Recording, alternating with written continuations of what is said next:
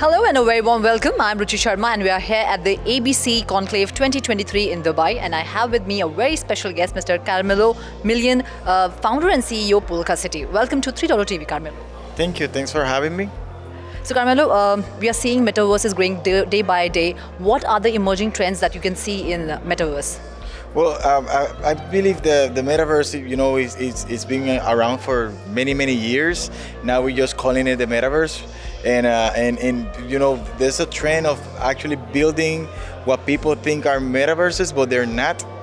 For example, Meta from Facebook, that's not a metaverse. That's just online VR place, right?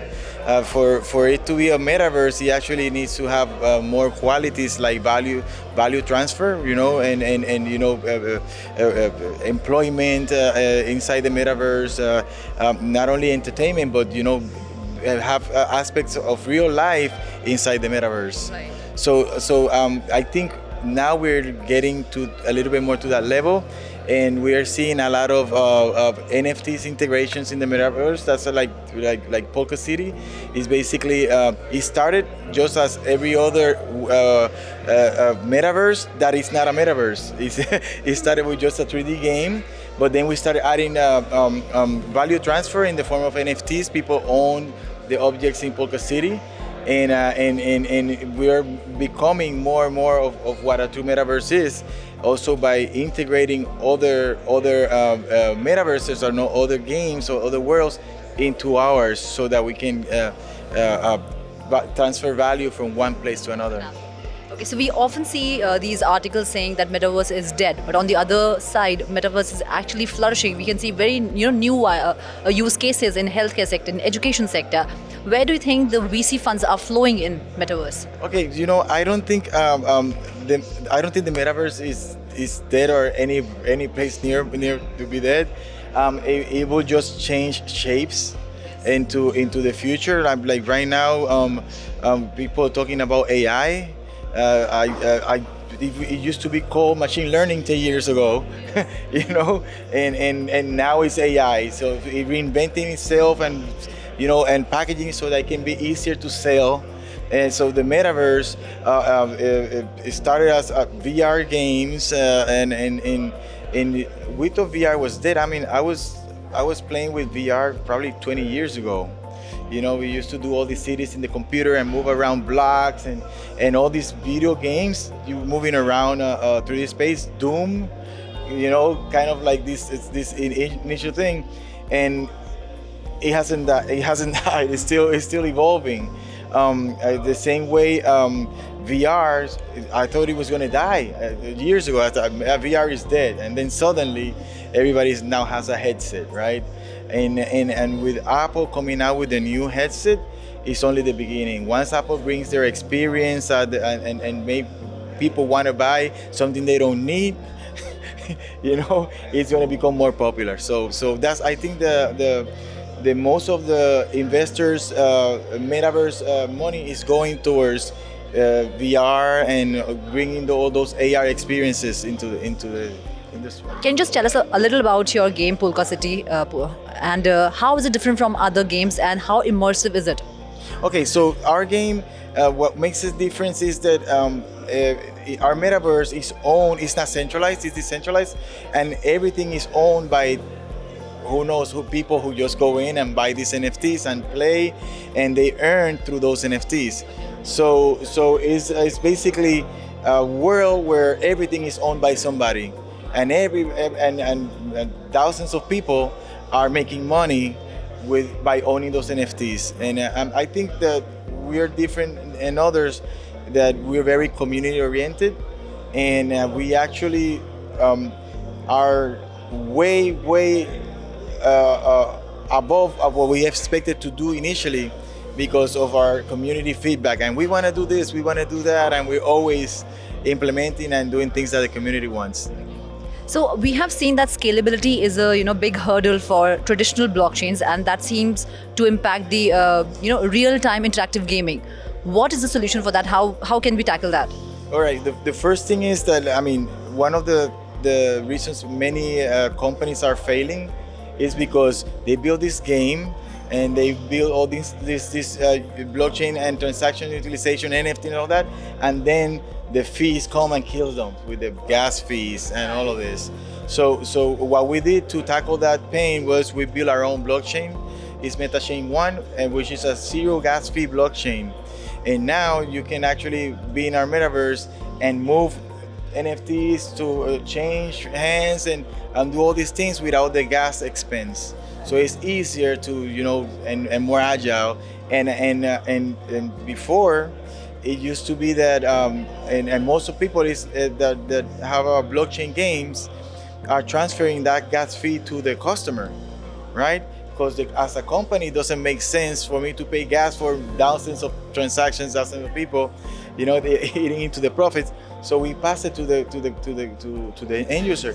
Now we can actually do all these transactions and ourselves, and since we're not paying gas, we don't need to bother the user with the transaction and interruption in the game. So now you can have a full experience in the metaverse with blockchain transactions without having to open your MetaMask and keep going. So if you see AAA games, they require high performance computing, and they require super graphic rendering, which I think current adapts really struggle with these things.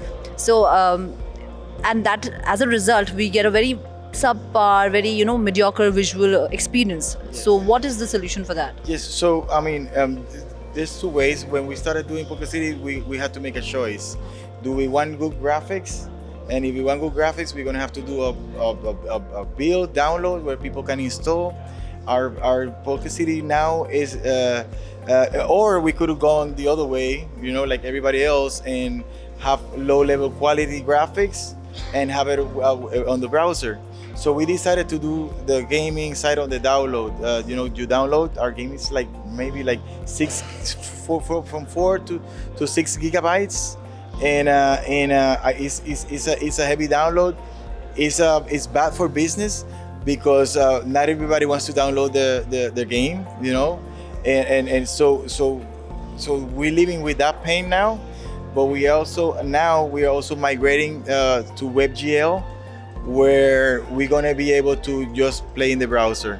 So we're gonna go as others were doing later. But we actually feel good about it because our level of graphics are very, very good, and WebGL has gotten now to a level in the last year that the quality is going to be similar. It's not going to be degraded that much. So we're going to be able to keep that level.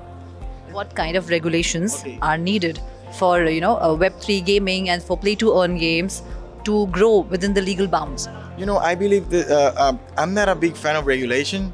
But I do believe, and I do believe the regulation should be there when it's to protect the end user. Regulation to protect customers from hackers or imposters or identity theft and all that. I believe in that kind of regulation, and that one is welcome. And I don't think the regulations that we've seen right now are helping the end customer. They are just trying to, I don't know if I want to say this publicly.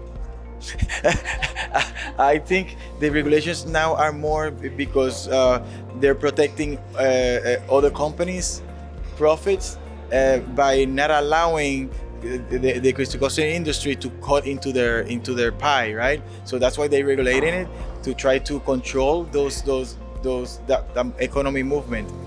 But eventually, I guess, if we fight for our rights and we do what's right too for the end user, protecting them with regulations, we're going to get to the right level. So what future do you see for Web3 gaming, and do you think it's actually really helping onboard more people onto the Web3 bandwagon? Well, I actually think we're in Web 4. People are still saying Web 3, but we're in Web 4. Web 4 is all of Web 3 plus AI.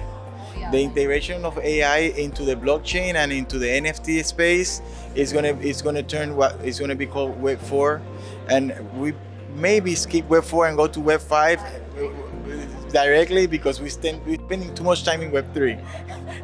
You know, but yes, I think the future is very bright. All the gamings, like Polkacity, we integrated ChatGPT robots in the world that people can talk with voice to not just type, but we integrated it so that you can talk to a robot in the game and the robot speaks back to you. So using ChatGPT, and I think AI is going to be big. AI in the Web3 space, especially in gaming and NFTs, and with dynamic NFTs that are out there that change, they morph. I mean, and automating all that again, it's machine learning. 10 years ago, AI now, but when we realize the power of it inside the blockchain, it's gonna change. I mean, it's gonna be. We haven't seen half of it. Since you're talking about the power of AI, do you think it's growing too fast, too early, too big? It's becoming without an oversight. Are you an advocate of an oversight on AI? No, that's another thing. You know, the only reason, and I believe that AI is not scary. AI is doing whatever we tell it to do. It's programming. It's machine learning. You know, if you're scared, press the button and turn off the computer. You know, but I think the AI regulation actually is another regulation that is not. Right now, it's not there to protect the end user. It's to protect Microsoft, Google, and all these companies who want to corner the market on AI. And if you regulate AI, then the only place you can get it is at Microsoft or Google or all these people. So you know, it's regulation driven by those companies so that they can corner the market. Thank you so much for having this conversation with us and for giving us your valuable time. It was a pleasure talking to you. Thank you. Thank you for having us. So that's all in this special segment for now. This is me, Ruchi Sharma, signing off. Keep watching 3.0 TV.